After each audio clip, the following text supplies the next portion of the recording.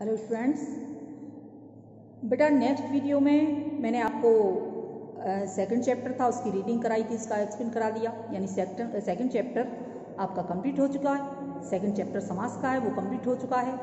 उसके बाद मैंने आपको PDF फाइल भी भेज दी है, तो PDF फाइल में से जो सेकंड चैप्टर के जो भी क्वेश्चन आंसर या अभ्यास कार्य है, जो भी एक्सरसाइज हैं वो मैंने करा दिए हैं बच्चों, तो उसे भी कर लीजिए। ठीक है, अपनी फेयर नोटबुक कर लीजिए। अब हम चलते हैं थर्ड चैप्टर की ओर। तो थर्ड चैप्टर है आपका वाक्य भेद। थर्ड चैप्टर है व्याकरण में। क्यों, मैंने आपको पहले ही कहा था कि मैं आपको थर्ड चैप्टर कराऊंगी, पहले व्याकरण में ही कराऊंगी, तो व्याकरण में थर्ड चैप्टर की ओर चलते हैं। थर्ड चैप्टर है वाक्य भेद, जिसकी हम रीडिंग कराते हैं। बच्चों, ये चैप्टर जो मैं रीडिंग करा रही हूँ आपका, ये आपके पास जो भी बुक है उसमें से आप रीड करिए, देखिए ध्यान से। जैसे सबसे पहले दिया है वाक्य की परिभाषा। सार्थक शब्दों का ऐसा व्यवस्थित समूह जिससे अभीष्ट आशय पूरी तरह स्पष्ट हो वाक्य कहलाता है। वाक्य किसी भी भाषा की सबसे छोटी एवं सार्थक इकाई होती है। अपने विचारों को दूसरों तक पहुंचाने के लिए हमें वाक्य की मदद लेनी पड़ती है। वाक्य से बोलने या लिखने वाले आशय का बोध होता है। इस आधार पर कहा जा सकता है कि किसी भी वाक्य में शब्दों का व्यवस्थित समूह होना चाहिए। उस समूह का पूरा अर्थ होना चाहिए। अब वाक्य के अनिवार्य तत्व कौन कौन से हैं? वाक्य में आकांक्षा, योग्यता तथा क्रम का होना अनिवार्य होता है। वाक्य में एक पद को सुनने या जानने के बाद आगे के पदों को जानने की जो उत्सुकता पैदा होती है उसे आकांक्षा कहते हैं। जैसे सुरेश खाता है। इस वाक्य में यदि प्रश्न किया जाए कि सुरेश क्या खाता है, तो उत्तर मिलेगा कि रोटी खाता है। तो रोटी इस वाक्य की आकांक्षा होगी। वाक्य में योग्यता से तात्पर्य पदों के अर्थबोधन की क्षमता की सामर्थ्य से है। जब वाक्य का प्रत्येक पद अर्थबोध की क्षमता रखता हो तो समझना चाहिए कि वाक्य में योग्यता विद्यमान है। जैसे चिड़िया पैर के सहारे उड़ती है। अब इस वाक्य में व्याकरण की दृष्टि से कोई त्रुटि नहीं है। क्यों? लेकिन यह सर्वविदित है कि पैर के सहारे चला जा सकता है, उड़ा नहीं। अतः इस वाक्य में अर्थबोध की क्षमता यानी योग्यता का अभाव है। यानी वाक्य कैसा होना चाहिए? चिड़िया पंखों के सहारे उड़ती है, तब तो वो सही होता। इसलिए इसमें योग्यता की कमी है, इसलिए ये वाक्य जो है अर्थबोध की क्षमता यानी इसमें योग्यता की कमी है, इसलिए ये वाक्य अशुद्ध है। वाक्य में क्रम वास्तव में आकांक्षा तथा योग्यता के विधान को पूर्णता प्रदान करता है। वाक्य में प्रयुक्त पदों या शब्दों के समुचित स्थापन को क्रम कहते हैं। जैसे पढ़ी मैंने किताब, तो ये गलत है। क्या होगा? मैंने किताब पढ़ी। उपरोक्त वाक्य व्याकरणिक दृष्टि से त्रुटिपूर्ण नहीं होते हुए भी इसलिए गलत है क्योंकि इसमें क्रम का अभाव है। वाक्य मैंने किताब पढ़ी सही है क्योंकि इसमें पदों की क्रमबद्धता स्पष्ट रूप से मौजूद है। नेक्स्ट पेज पर चलते हैं बच्चों। वाक्य की विशेषताएं। अब वाक्य में क्या क्या विशेषताएं होती हैं ये देखिए। वाक्य में विशेषताएं हैं कि वाक्य की सबसे बड़ी विशेषता यह है कि उसमें प्रयुक्त सभी पदों का पूरा अर्थ स्पष्ट होना चाहिए। ओके। अगला है वाक्य के सही अर्थ को जानने के लिए शब्दों का उचित क्रम में आना अत्यंत आवश्यक है। यदि वाक्य में शब्द सही क्रम में नहीं आते तो वाक्य का अर्थ ही बदल जाता है।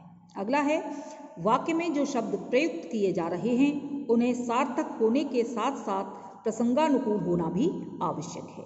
यदि सार्थक होते हुए भी उनकी अर्थ क्षमता अपूर्ण है तो उनका प्रयोग अप्रासंगिक हो जाता है। जैसे दिनेश खाना पीता है, तो ये गलत है। अगला है बोलने या लिखने के क्रम में वाक्य में प्रयुक्त शब्दों में निकटता का होना आवश्यक है, क्योंकि जब शब्दों को रुक रुक कर बोला जाता है तो वे अर्थ में व्यवधान उत्पन्न करते हैं। अगला है जो वाक्य लिखा जा रहा है वह अपने आप में पूरा होना चाहिए। लिखते समय वाक्य में किसी ऐसे शब्द की कमी नहीं होनी चाहिए जिसके कारण अर्थ अधूरा प्रतीत होता हो। वाक्य में कर्ता, कर्म, क्रिया का लिंग, वचन, पुरुष तथा कारक में मेल होना अत्यंत आवश्यक है। यदि इन सब का मेल नहीं होगा तो वाक्य का अर्थ अधूरा होगा। अब वाक्य के अंग कौन कौन से हैं बच्चों? जिन अवयवों को मिलाकर वाक्य की रचना होती है उन्हें वाक्य के अंग या वाक्य के घटक कहते हैं। वाक्य के अनिवार्य अंग कौन कौन से हैं? कर्ता एवं क्रिया। इनके बिना वाक्य संभव नहीं है। जैसे मीरा नाचेगी, मोहन गाएगा। उपरोक्त वाक्यों में कर्ता मीरा मोहन तथा क्रिया नाचेगी और गाएगा है। कर्ता और क्रिया पक्ष के अनुसार वाक्य के दो घटक होते हैं, उद्देश्य यानी कर्ता को उद्देश्य और क्रिया को विधेय।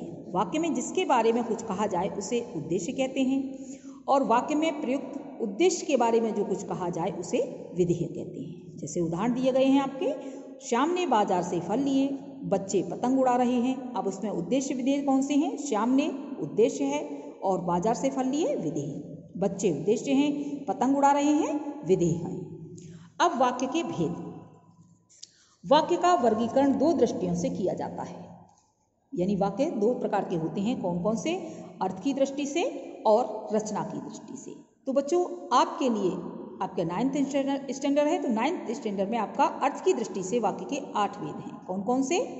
विधानवाचक, निषेधवाचक, आज्ञावाचक, प्रश्नवाचक, विस्मयवाचक, संदेहवाचक, इच्छावाचक और संकेतवाचक। ये हैं आपकी अर्थ की दृष्टि से आपके सिलेबस में, आपके 9th स्टैंडर्ड में ये इतने अर्थ की दृष्टि से वाक्य हैं।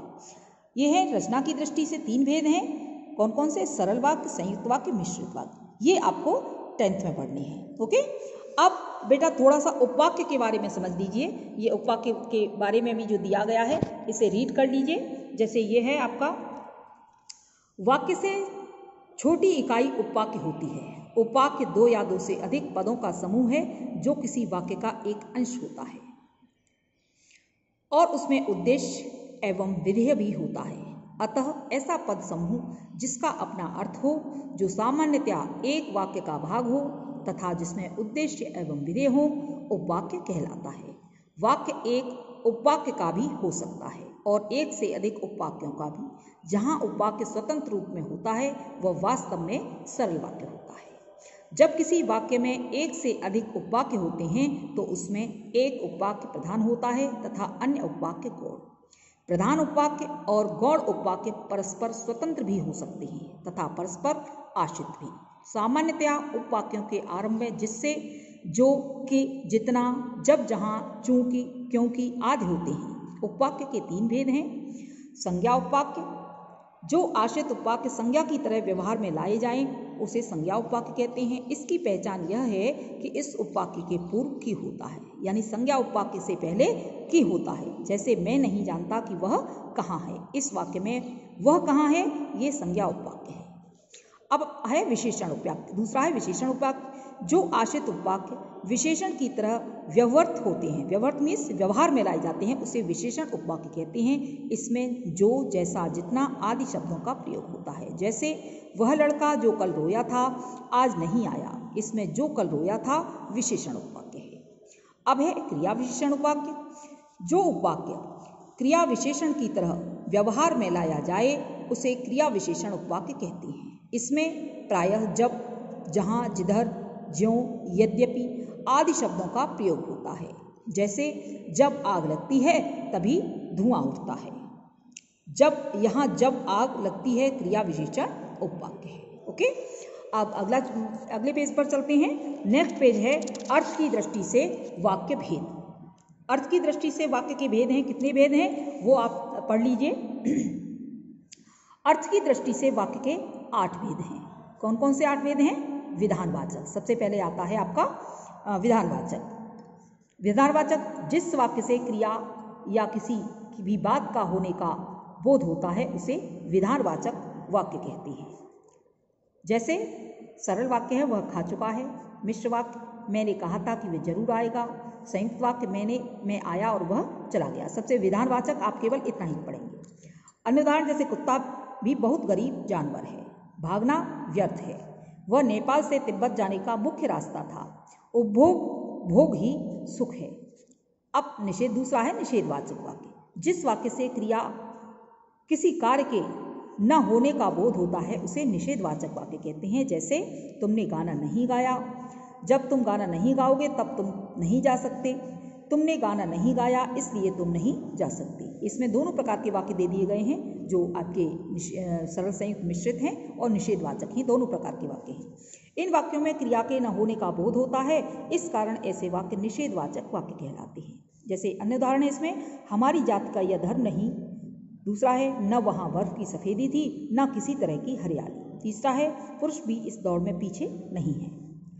थर्ड है बच्चों आज्ञावाचक वाक्य। जिस वाक्य में किसी प्रकार की आज्ञा अथवा अनुरोध का बोध हो उसे आज्ञावाचक वाक्य कहते हैं। जैसे सरल वाक्य तुम जाओ, मिश्र वाक्य तुम जाओ तो वह आए, और संयुक्त वाक्य तुम जाओ और उसे भेजो। इन वाक्यों में आज्ञा का बोध होता है, इस कारण ऐसे वाक्य आज्ञावाचक वाक्य कहलाते हैं। इसके दूसरे उदाहरण है, हीरा ने समझाया, नहीं भाई खड़े हो जाओ, मैंने उनसे कहा कि जिस गांव में ठहरना हो उसमें पहले ही गंडे बांट दो। अगला चलते हैं बच्चों, अगला है प्रश्नवाचक वाक्य। जिस वाक्य से किसी प्रकार का प्रश्न करने का बोध हो उसे प्रश्नवाचक वाक्य कहते हैं। जैसे सरल वाक्य है तुम कहाँ जा रहे थे, मिश्र वाक्य जब मैं आ रहा था तब तुम कहाँ जा रहे थे, संयुक्त वाक्य है क्या तुम आ रहे हो परंतु वह क्यों जा रहा है। इन वाक्यों में प्रश्न किए जाने का बोध होता है, इस कारण यह प्रश्नवाचक वाक्य है। इसके दूसरे उदाहरण हैं, हम गरीबों को क्यों निकाल रहे हैं, पीठ पर सामान लादकर कैसे चलते, इस संस्कृति के फैलाव का परिणाम क्या होगा। अगला है बच्चों विस्मयवाचक वाक्य। जिस वाक्य से आश्चर्य, शोक, हर्ष, विस्मय इत्यादि भावों का बोध हो उसे विस्मयवाचक वाक्य कहते हैं। जैसे सरल वाक्य है अरे वह गिर पड़ा, मिश्र वाक्य है अरे मैं देख ही रहा था कि वह गिर पड़ा, संयुक्त में अरे मैं देख रहा था और वह गिर पड़ा। इन वाक्यों में विस्मय के भाव का बोध हो रहा है, इस कारण ऐसे वाक्य विस्मयवाचक वाक्य कहलाते हैं। इसके अन्य उदाहरण है, आह यह लो अपना ही घर आ गया, पिछले वर्ष के फैशन इस वर्ष सर्व की बात है, वृंदावन कभी कृष्ण की बांसुरी के जादू से खाली हुआ है क्या।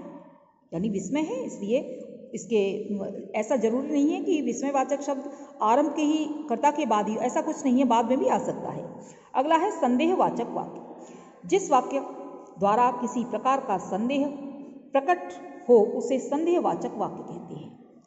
जैसे सरल वाक्य है उसने पढ़ लिया होगा, मिश्र वाक्य मुझे लगता है कि वह नहीं आएगा, संयुक्त वाक्य है शायद गाड़ी देर से आएगी और वह समय पर नहीं आ सकेगा। इन वाक्यों से संदेह तथा संभावना का बोध होता है, इस कारण ऐसे वाक्य संदेहवाचक वाक्य कहलाते हैं। इसके अन्य उदाहरण है बच्चों, मुझे मारेगा तो मैं भी एक दो को गिरा दूंगा, शायद एक और सवार हाथी हमारे साथ चल रहे थे, उससे यदि यही काम लेना हो तो 400-500 में मिल जाएगी। संभव है लंबी यात्राओं की थकान ने उनके शरीर को कमजोर कर दिया हो। अगला है बच्चों इच्छावाचक वाक्य। जिस वाक्य से किसी इच्छा, आशा या शुभ कामना का बोध होता है उसे इच्छावाचक वाक्य कहते हैं। जैसे सरल वाक्य है तुम सफलता प्राप्त करो, मिश्र वाक्य है आशा करता हूं कि तुम सफल रहो, संयुक्त वाक्य है आशा करता हूं कि तुम सफल रहो और जीवन में आगे बढ़ो। अगला है बच्चों, इन वाक्यों में आशा, इच्छा तथा कामना का बोध स्पष्ट है, इस कारण ऐसे वाक्य इच्छावाचक वाक्य कहलाते हैं। इसके अन्य उदाहरण हैं, अगर इतनी मेहनत से काम न चलता तो और काम ले लेते। अगला है, मुंह की दुर्गंध से बचने के लिए माउथ वॉश भी चाहिए। फिर अगला है, पानी, लेकिन कोई आज भी वृंदावन जाए तो नदी का सांवला पानी उसे पूरे घटनाक्रम की याद दिला देगा। अब अगला है बच्चों लास्ट है संकेतवाचक वाक्य। जिस वाक्य का एक हिस्सा दूसरे हिस्से की संभावना पर निर्भर करता है उसे संकेतवाचक वाक्य कहते हैं। जैसे अब सरल वाक्य पहले दिए गए हैं तो इसी को पढ़ेंगे हम। यदि तुम पढ़ो तो सफल रहोगे, मिश्र वाक्य यदि तुम पढ़ोगे तो अवश्य सफल रहोगे, और संयुक्त में यदि तुम पढ़ोगे तो सफल रहोगे और परीक्षा में अच्छे अंक भी आएंगे। इन वाक्यों में दूसरे हिस्से की संभावना पर पहले हिस्से का अर्थ निर्भर है, इस कारण ऐसे वाक्य संकेतवाचक वाक्य कहलाते हैं। इसके अन्य उदाहरण हैं बच्चों, दोहरी मार पड़ेगी तो भाग खड़ा होगा, जब मैं जोर देने लगता तो वह और सुस्त पड़ जाता। जैसे जैसे दिखावे की यह संस्कृति फैलेगी वैसे वैसे सामाजिक अशांति भी बढ़ेगी। ओके, आज इस वीडियो में बेटा इतनी ही रीडिंग कराऊंगी।